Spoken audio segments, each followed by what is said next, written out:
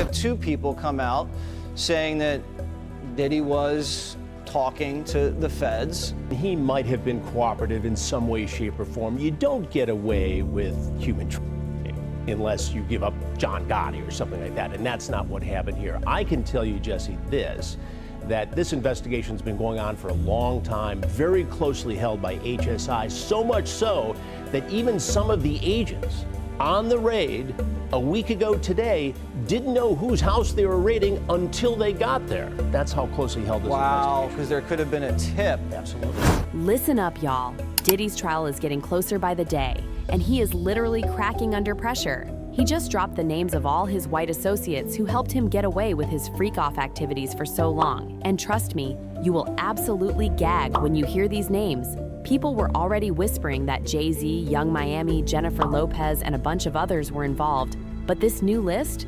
Total shocker.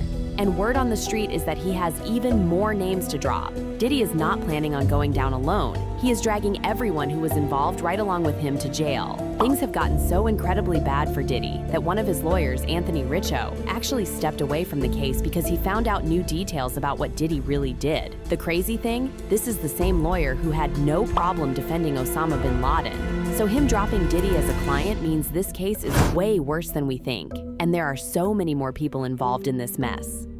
Anthony Richo filed a motion to be removed as Diddy's lawyer, and even though he refused to say exactly why, he hinted that he had no idea about the extent of Diddy's crimes before taking the case.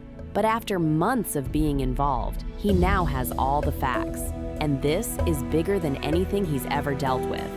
He said, and I quote, "Under no circumstances can I continue to effectively serve as counsel for Sean Combs. It is respectfully but regrettably requested that the court grant the relief requested. There are sufficient reasons for asking to be let off the case." The popular journalist Mara S. Campo has been on Diddy's case way before the police caught on to his foolishness. She gave us all the tea about what was happening at his parties, but no one listened to her. She claimed at the time that Puffy would have women laid out with food on their bodies. She said she had seen photos of these parties, and they showed women and men lying emotionless with platters of food spread across them as guests casually picked at the offerings. But these weren't just any ordinary guests. They were high-profile people in powerful positions, and all of them were in attendance doing all this freaky stuff. If y'all remember, the police also revealed these details in his indictment, which they released just hours after he was put in handcuffs. According to the indictment, he was engaging in group encounters with his associates that he referred to as freak-offs. These freak-offs would last for days at a time while he recorded videos and sent them around. The encounters were so physically exhausting for him and his victims, whom he would force to ingest drugs, that they all typically received IV fluids just to recover. And remember how it said he was doing all these freak-offs with his associates? Well, those associates weren't just indulging in the activities, they were also helping him ship in escorts. These associates were made up of high-profile people, some of whom are celebrities and others who are in political positions. The indictment said Sean Combs relied on employees, resources, and influence of the multifaceted business empire that he led and controlled, creating a criminal enterprise whose members and associates engaged in and attempted to engage in, among other crimes, forced labor, kidnapping, arson, bribery, and obstruction of justice. And don't even get me started on the 1,000 bottles of baby oil, lubricant, and 3 firearms with drum-style magazines that were found in his properties. The police said even they were surprised by the attention to detail that Diddy and his associates put into these freak-offs. They said, not only would Combs supervise security, hotel staff, and assistants to stock up on drugs and lubricant, they would also procure baby oil, extra linens, specialized lighting, as well as book hotel rooms and travel arrangements. No wonder they were able to get away with it for so long. Mind you, these police officers are used to investigating cases like this all the time. So the fact that Diddy's case was still able to surprise them just shows how sick and twisted the entire thing was.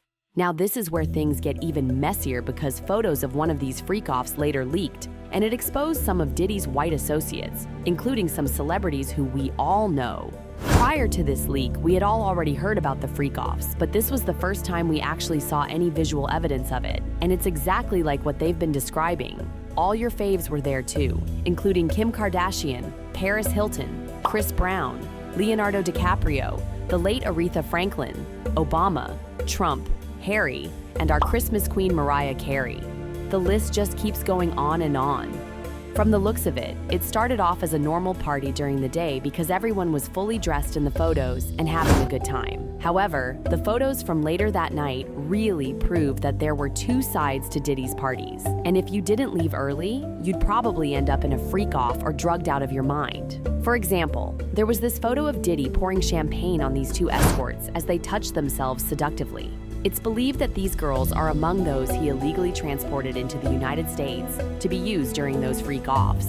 There's also this photo of someone from Diddy's entourage in the pool with two escorts as he did intimate things with them. There are even more graphic photos and videos that I can't show y'all, but you can pretty much see they were getting down to business. No one would care about any of this if these women were doing this consensually, but they weren't, and his indictment proves it. Now, when it comes to the exact names of his associates, it's being rumored that he cut a deal with the feds for a lighter sentence in exchange for the names. However, the reason why those names haven't been made public is because they want to gather enough evidence against them before making a move. This is actually the same tactic they used with Diddy, so we can rest assured that they are working overtime to get all that evidence. The feds knew about Diddy for a while, but they didn't go in to make an arrest until they had concrete evidence against him. Diddy literally posted bail with over $50 million, and that was still not enough for the judge to let him out. It's truly a mess, and Diddy has no one to blame but himself. One person said, "My guess is that the government realized Diddy is involved with big names, so they closed the case quickly." Another person said, "Game over. Feds are always rock solid and are very patient. When they arrive, you are done." But now I want to know your thoughts. What do you think about Diddy snitching on his white associates? And do y'all think that Diddy still has a chance to somehow make it out of all this? Let me know your thoughts in the comment section below, and don't forget to click here to watch this other messy video.